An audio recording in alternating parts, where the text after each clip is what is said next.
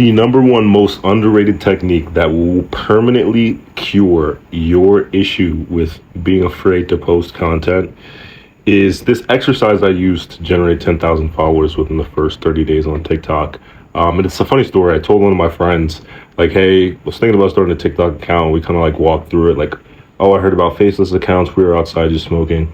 And then I was like, I'm going to do TikTok because this is after I did YouTube and I was still doing YouTube as like a freelance consultant.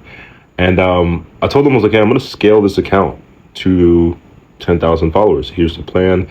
Here's how many times I'm going to post. I'm going to start posting 10 times a day. This after this week, with the week 1 to 2, I'm going to analyze the data and then scale the loser or cut the losers, scale the winners. And then I'll be at, 10, 20,000.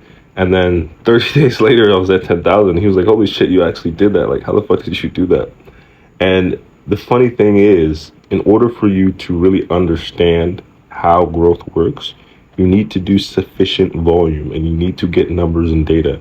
And that's one of the first things that I just set out to do, was get the data and get feedback and do market research as to what's working and what's working for me.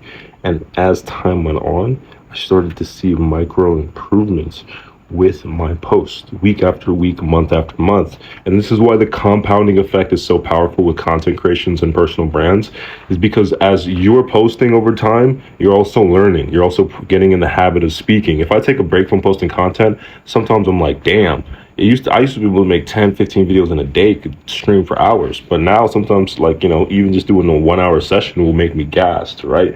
And it's a muscle, right? So content creation is a muscle. Talking to the camera and saying, hey guys, is a muscle. The way you can, like, the way you can change your intonation and your cadence and the pacing of your voice, all of that takes, cognitive energy and to literally speak as well. So it's not easy and it takes practice, but I do believe the large majority of people can do it. And especially if you're an elite entrepreneur, you should be able to talk to the camera like it's no problem. If you can talk in front of a group of your employees or team, an audience, and on stage, then, talking to your camera should be light work.